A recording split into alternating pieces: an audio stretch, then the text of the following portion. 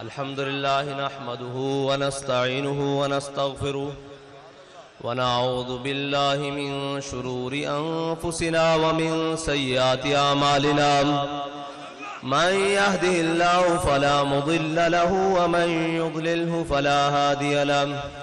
ونشهد أن لا إله إلا الله وأشهد أن محمدا عبده ورسوله أما بعد فأعوذ بالله من الشيطان الرجيم بسم الله الرحمن الرحيم وأوفوا بالعهد إن العهد كان مسؤولا صدق الله العظيم مولاي صل وسلم دائما ابدا على حبيبك خير الخلق كلهم. سٹیج پہ جلوہ گر علماء اکرام، مشائخ اعظام، شیروں لیٹا ضلعوں لیٹا موبائل دیا لیٹا، مشائخ اعظام اور موبائل کی لاٹھی تحریک کے ذمہ داران اور دور دراز سے آئے مہمانان گرامی، اور سامنے میرے قائد محترم کے شعر، اور ہر میدان میں شیروں کی طرح دشمن پر جھپٹنے والے اور ہر دشمن کی حرکت پر شاہین کی نظر رکھنے والے، اور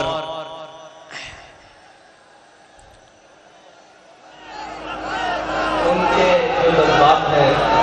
بھائیہ تھلے کر موبائل، ہیلو، میری رگ رگ اور دل میں ہے، کیونکہ میرے رب کا مجھ پر اتنا بڑا فضل ہے، اور میرے قائد کی نگاہ دور اندیشی نے مجھے 10 سال ان کے ساتھ اسی طرح جیکٹیں پہنائے اور اسی طرح پنڈال میں رکھا. اور میں آپ کے سامنے اپنے کارکنان، میں آپ کو یہ بات کہتا ہوں، قائدین تو بیٹھے ہیں، انہوں نے اپنے جذبات کا اظہار کیا کہ میں وہاں سے یہاں آیا ہوں، میں وہاں سے یہاں آیا ہوں. مجھے اچھی طرح معلوم ہے کہ وہاں بیٹھ کے جذبات کیا ہوتے ہیں، اور مجھے اچھی طرح معلوم ہے کہ آپ ذہنوں میں کیا سوچ رہے ہیں، اور مجھے اچھی طرح معلوم ہے کہ آپ کے احساسات کیا ہیں. اس رب لم یزل کی فضل سے آپ کے احساسات مجروح نہیں ہوں گے، آپ کے جذبات مجروح نہیں ہوں گے، بلکہ ایسے کھلیں گے کہ ان کی خوشبو انشاءاللہ پاکستان کے ہر ایوان تک جائے گی. کیونکہ میں کس بنیاد پر یہ بات کر رہا ہوں کہ ہمارے قائد محترم انہی کی نقل کی ہوئی بات جو آپ سناتے تھے، فرماتے تھے جب ایران فتح ہوا تو حضرت سعد بن ابی وقاص نے جب مال غنیمت مدینہ منورہ کی جانب روانہ کیا تو اس کے ساتھ ایک رکا بھی بھیجا. جب مال غنیمت پہنچا تو حضرت عمر خطاب رضی اللہ تعالیٰ عنہ کے سامنے وہ خط بھی کھولا گیا. جب وہ خط پڑھا گیا تو اس میں لکھا ہوا تھا کہ جب ایران فتح ہوا ہے اس کے دوران جو مال غنیمت، اتنا قیمتی مال غنیمت ہمارے سپاہیوں کو اس مقام سے ملا ہے جہاں سے اللہ کے علاوہ انہیں دیکھنے والا کوئی نہیں تھا، اس مقام سے ملا ہے جہاں اللہ کے علاوہ کوئی دیکھنے والا نہیں تھا. اتنی بڑی دیانت دیکھ کر سن کر حضرت عمر رونے لگے. پیچھے کندھوں پر مولا کائنات کھڑے تھے. فرمایا عمر روتا کیوں ہے، روتا کیوں ہے، تیری رعایا بددیانت کیسے ہو سکتی ہے، تو جو بددیانت رہی. تو ہمارے قائد فرماتے تھے پرنالے سے پانی صاف آئے تو نیچے اترتا ہے. ہمارے قائد نے جو پرنالہ چلایا وہ عشق رسول کا پرنالہ تھا. اب بات سنیں جو غور والی ہے. مجھے وہ لوگ، وہ کارکنان آ کے ملے جو ہمارے امیر المجاہدین کی حیات میں کہتے تھے کہ ہم مال ہمارا حاضر ہے، ہم جان نہیں دے سکتے، کمزور ہیں، بزدل ہیں. آپ کی حیات مبارکہ کے ظاہری وصال کے بعد، آپ کے دنیا سے جانے کے بعد انہوں نے مجھے یہ یقین دلایا کہ سعد بھائی ہم بابا جی کے ہوتے مال لے کر آتے تھے، باخدا آپ جان بھی لے کر آئے ہیں. پہلے مال لے کر آتے تھے، اب جان لے کر آئے ہیں، اور جو جان لے کر آتے تھے انہوں نے اپنے دودھ پیتے بچے میری گود میں بٹھائے، انہوں نے کہا یہ حضرت آپ کے سپرد ہوئے، اور جو حضرت کے ہوتے دودھ پیتے بچے لے کر آتے تھے وہ اپنے ماں باپ اور اپنے گھر والوں کو ساتھ لے کر آئے، انہوں نے کہا حضور یہ بھی حاضر ہیں۔ تو میں نے امیر المجاہدین کی قبر پہ کھڑے ہو کر کہا کہ حضور جو آپ نے ان کو عشق رسول کا جام پلایا ہے یہ بھولے نہیں ہیں، بلکہ اس میں اور مست ہو گئے ہیں، اور اس میں اور مستی کے ساتھ آپ کی جانب، آپ کے مشن کی جانب چل پڑے ہیں۔ تو میں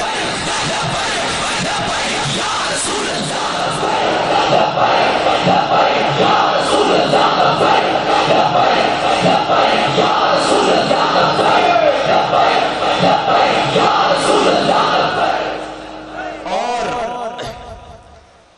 کوئی یہ سمجھے کہ ہم خاموش رہیں گے، کوئی اپنی کارستانیہ کرتا رہے گا، ہم وعدے کے پابند ضرور ہیں، اور وہ بھی 17 کے دن تک، 17 کے سورج چڑھنے تک ہم وعدے کے پابند ہیں، کیونکہ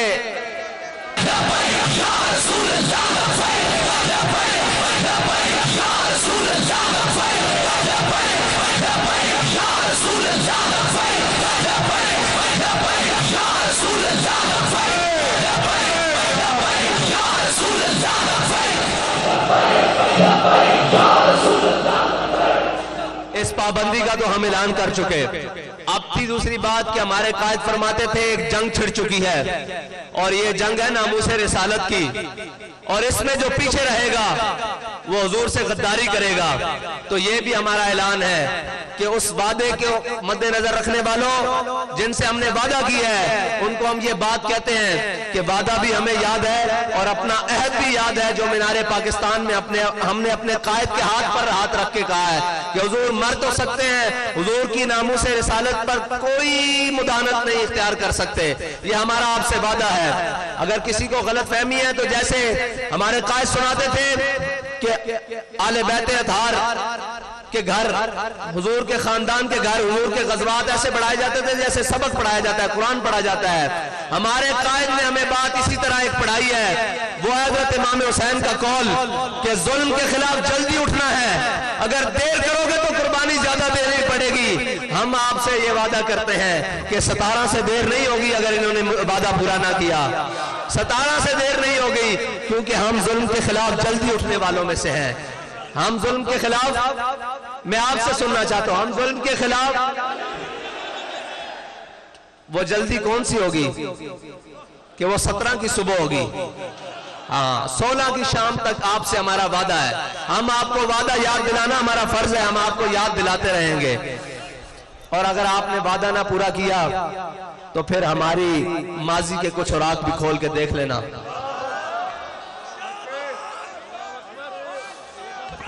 ماضی کے کچھ اوراق کھول کے دیکھ لینا کہ ہم کون ہیں،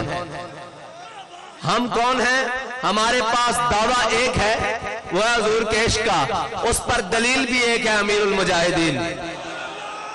اور یہ یاد رکھنا کہ امیر المجاہدین نے ہمیں حضور کی محبت کے وہ جام پلائے ہیں کہ یہ نشہ مرنے کے بعد بھی نہیں اترے گا۔ ابھی تو ہم جیتے ہیں، جاگتے ہیں، چلتے ہیں، کھاتے ہیں، پیتے ہیں، کون سی بات ہمیں ڈرائے گی؟ یہ بات کہ ہم مر جائیں گے۔ اب تو مرنے کا زیادہ جذبہ پیدا ہو گیا ہے کہ جلدی امیر المجاہدین کے ساتھ مل کر حضور کی بارگاہ میں پیش ہو جائیں گے۔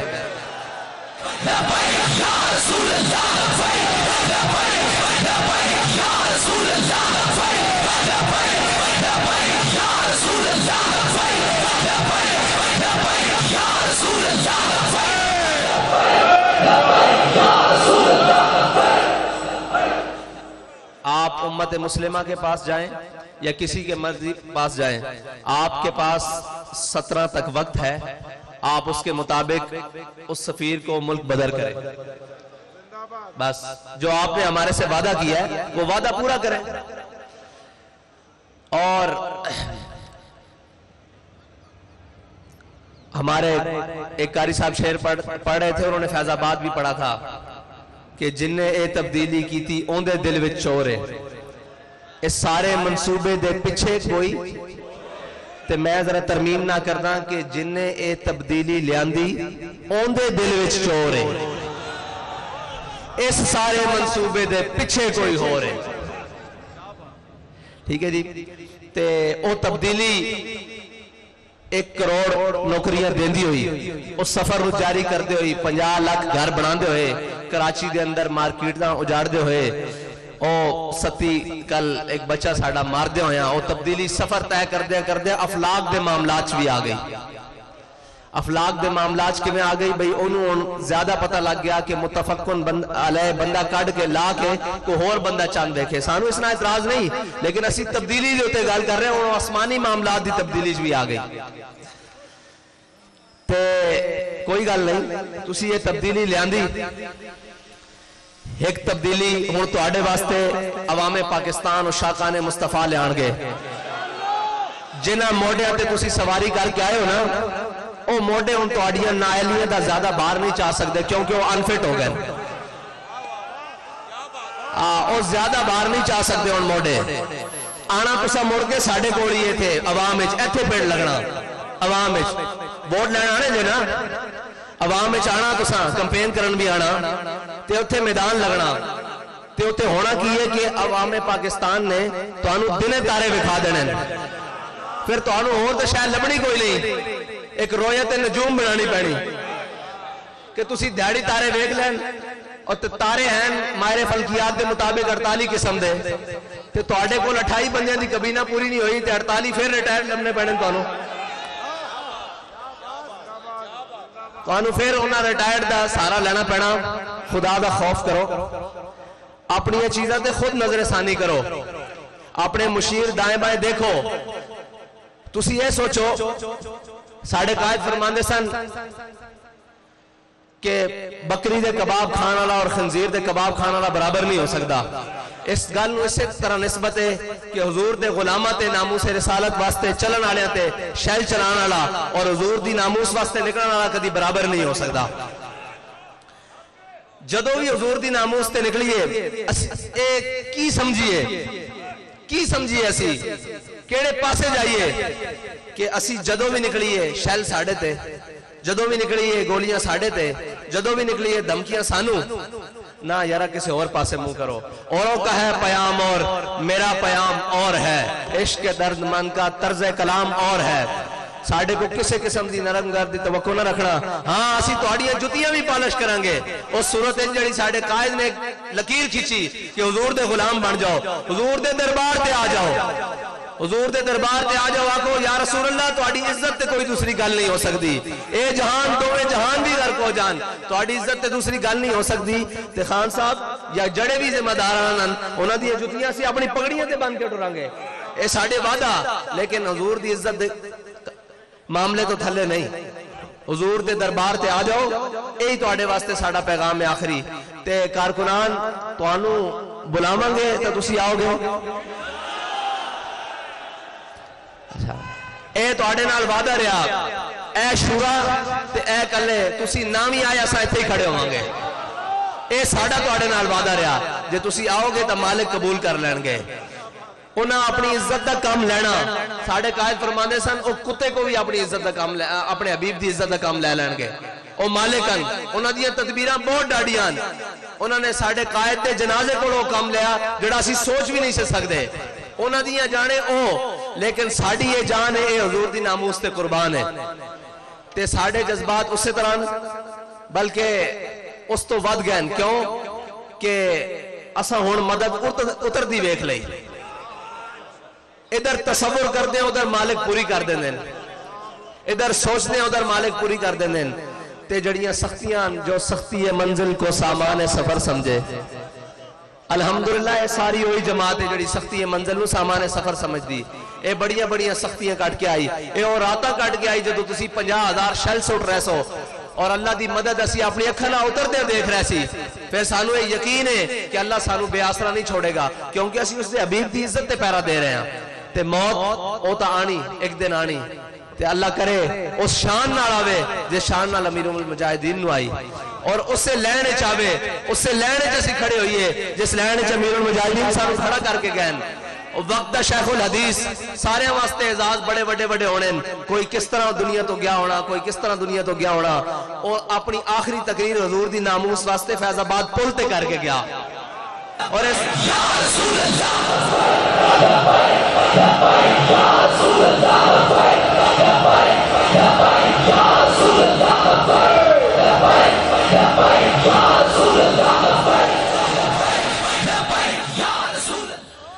جس طرح صحابہ کرام نے حضور نے دین دی طرف بلایا تھے، وہ تمام قبیلے تمام رشتے چھڑ کے دین دی طرف مائل ہوئے نا،